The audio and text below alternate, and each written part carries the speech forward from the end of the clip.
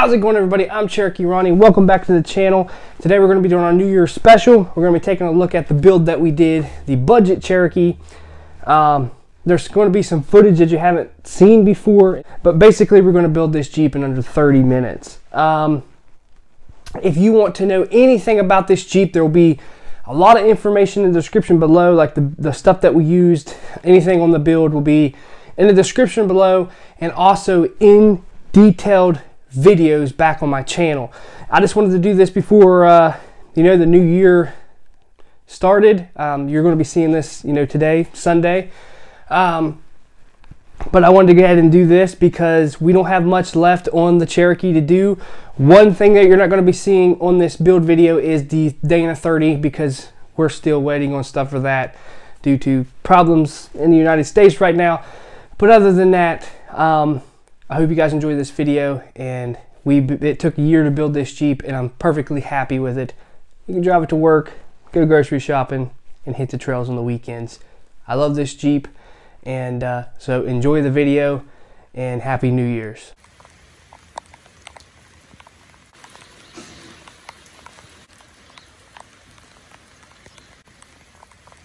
So we're going to go ahead and put a 6-inch, I might as well say 5.5 to 6-inch lift on our project Jeep. We're going to do this for $640. It's going to be a short arm kit, and a lot of people are like, it's not going to work, it's going to ride like crap. But I'm going to prove to you that you can spend $640 and get a 6-inch lift without spending $1,000. All right, so first thing I went and did was get the parts that I need. These are extra parts, I don't need these, I just bought them. I went ahead and got a drive shaft. This is an old drive shaft that I have. I know it's a good drive shaft. Just needs cleaned up, new U-joints put in it, and just, grease it and all that good stuff. Got some Rubicon Express, 5.5. Coil springs, nothing special. Freedom Off-Road, $99. And honestly, I'm blown away by the product and the beefiness. This thing is super heavy. Fixed linked. And you're asking why ain't I going with adjustable? Well, adjustable costs more, but what we're going to be doing with this Jeep, I won't need adjustable. The way I'm setting up this Jeep, it's pointless to have adjustables because they're usually adjusted clear in anyway.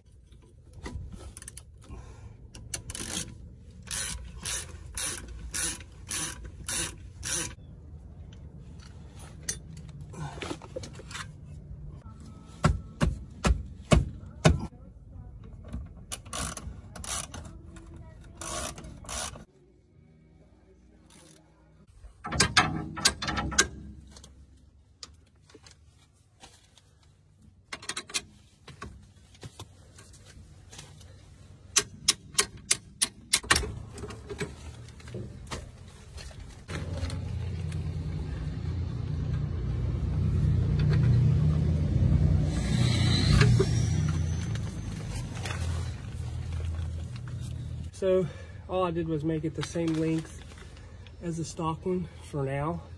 Put anti-seize on everything. That way in the future, it'll be a little bit easier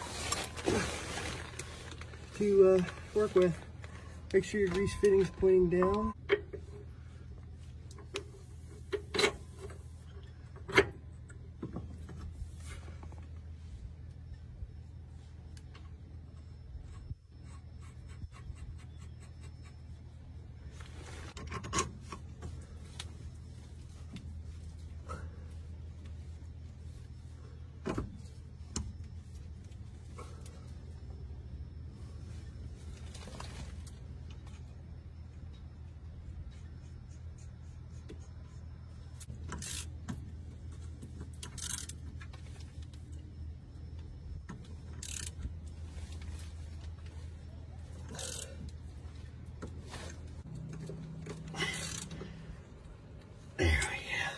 And got this side on.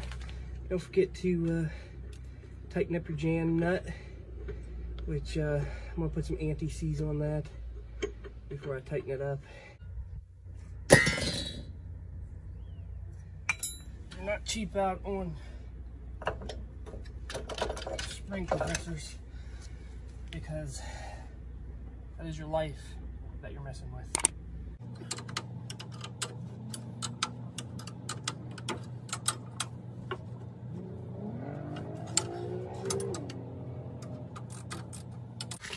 all kinds of videos online about how to put those on. It's easy. It took me about 3 hours.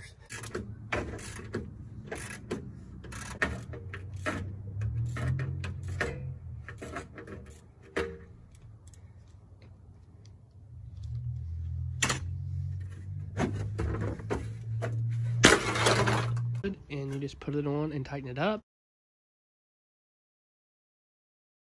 The bottom too, so it'll set inside, but I'm going to coat this with PR15.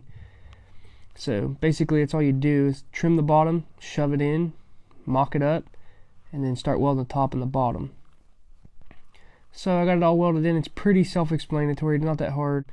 I'm painting it up now.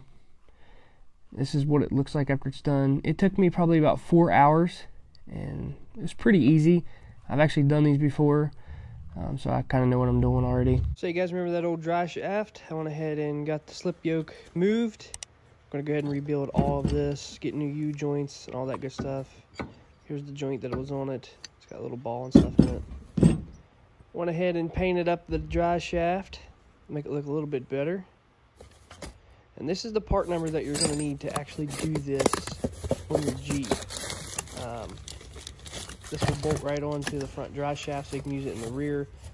And if you have to, you can cut it off. The splines go clear to the back.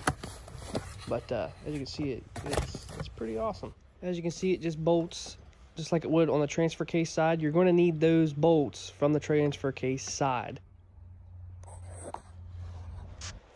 But if you want to do a hack and tap for less than 100 bucks, you can drill a hole in that, put a washer in it, cut your stub on your transfer case, and do it that way. There's all kinds of videos on how to do a hack and tap for under $100, but we're going to do a slip yoke. But as you can see, I got it up on there, mocking it up. So yeah, this is what it's going to look like on the transfer case side with the slip yoke. Yeah, it looks pretty good. I do need to get shorter bolts because them were a hair too long. Got the back mocked up and got the front mocked up, and I think it's going to work good. So we're going to go ahead and get new bolts from the store and go ahead and finish up this thing and take it for a drive and see how it does. Don't forget to put your boot back over your slip yoke. What it does is uses the holes right here and your main bolt. It comes with the hardware to hook your shackle here, but I anti-seized everything. And a lot of people get the ones that go under the hitch, and they'll weld around here if they get this brand. You really don't have to. It's actually pretty strong, pretty durable. And what I like about this, I can actually run S10 leaf springs on this and put it anywhere I want. Or what we're doing today is getting more articulation out of it, and we're going to be correcting the shackle angle. But if you wanted to, you could run you a weld around here if you wanted to.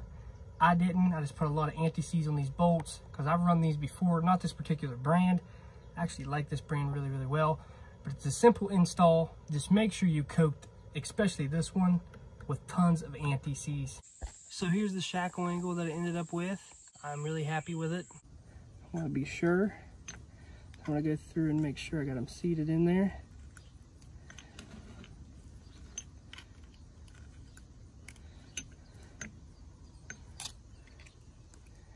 Don't want nothing flying out. Now what I like to do is actually turn this thing sideways, take the pin out.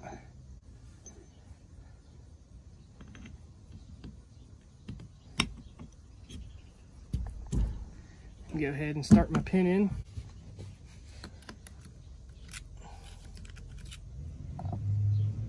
Now, just going to go ahead and put my roll pin back in. Go ahead and put my ring gear back on.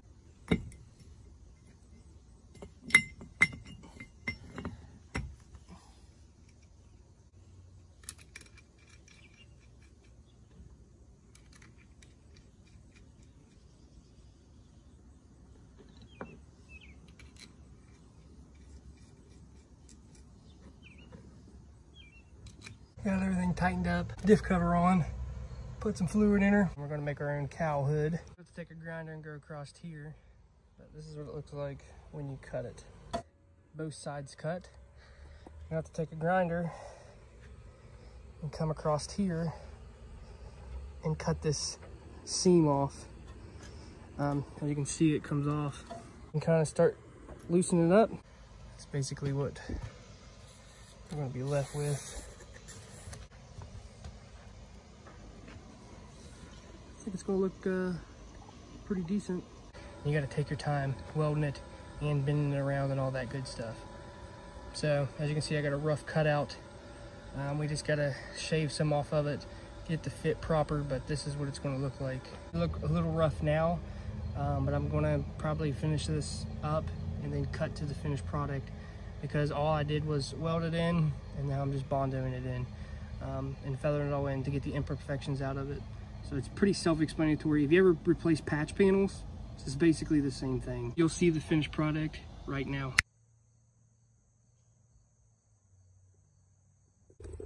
Take your speakers out their Torx bit. Also, leave your speaker bar hang up there. As you can see, it just hangs there.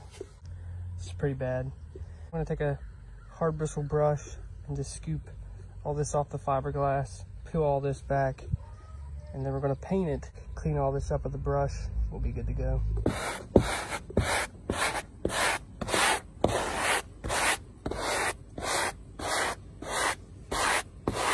All right, well, this is what it looks like when it's all scraped off. However you want to do it, this is the cheap way to do it, to paint it or whatever. We're just experimenting with it. It ain't got to be perfect. It's just a Jeep that I mud in. Basically, I just used spray paint. Actually turned out really good, satin spray paint.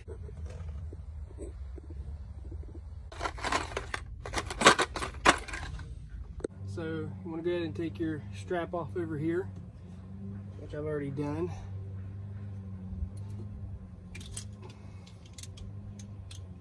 And then go ahead and take your other one off.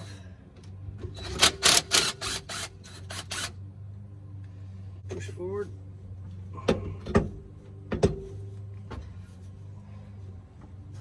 Just going to go ahead and just pull the old drive shaft off. Next thing you want to do is get you a 5/16 drill bit and drill out holes. I like to lube it up a little bit, make it easier to drill out.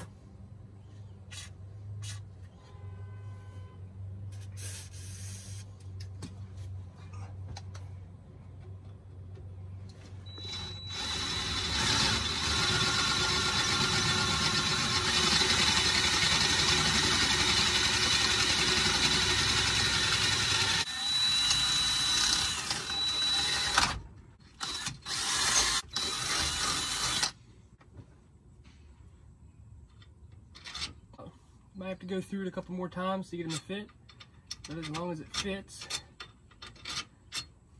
you're good to go.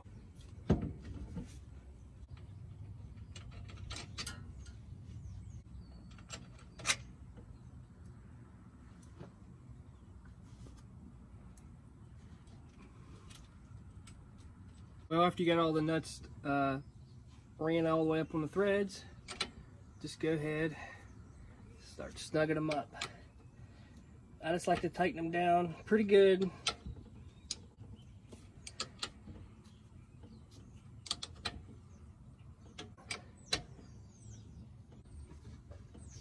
So there you have it. This is a better setup than the stock setup,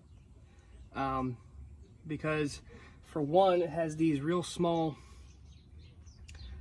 bolts in it, and when they stick out right here, like the problem I ran into, you get hitting rocks, it screws these things up, and you either break them off, or when you go to take them off, they're all rounded off and you can't get them off, like you've seen at the beginning of the video.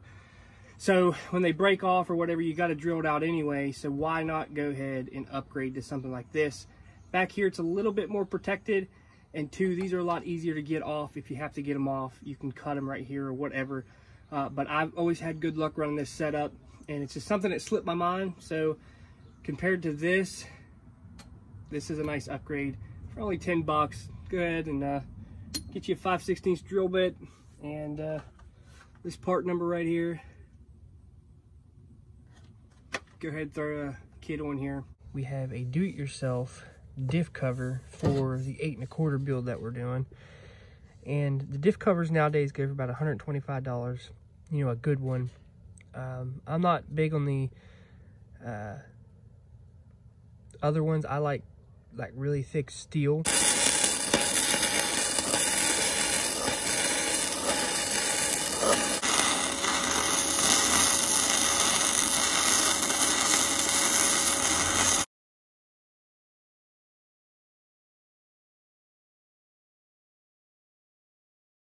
So we got the axles slid out. As you can see, I got the pin sticking out right there, still draining. We bought new shock mounts. We're gonna cut these off. Cut it off over here. Because those are the ones that I made to get me by until I did this project. So we gotta cut those off. And after we get those cut off, we gotta go ahead and take the backing plates off, because we have disc brake conversion backing plates for this thing. We're going to clean it up and we're going to paint it, but this is what we got to do so far. I got to cut off this down here, also the old shock mount location, get that smooth. But first, let's clean all this stuff up and let's go ahead and get the backing plates off and get this thing cleaned up.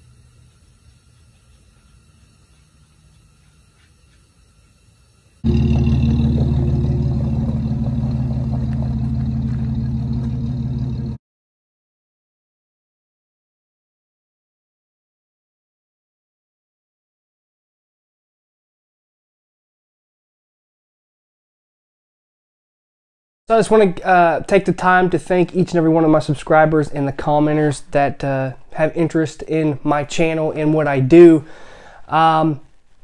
This is what helps this channel grow. You commenting, sharing, liking the video, this helps me continue building the Jeep and the content that you guys love so much. So I want to thank each and every one of you guys. Commenting below. I can't get to every comment, but when everybody else jumps in and helps each other, that's what it's about. It's like a little community.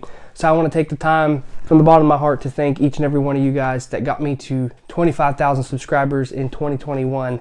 I appreciate you guys, and hopefully we can double that count before this year's over, and maybe grow a little bit bigger. So thank you guys. I appreciate it, and Happy New Year's.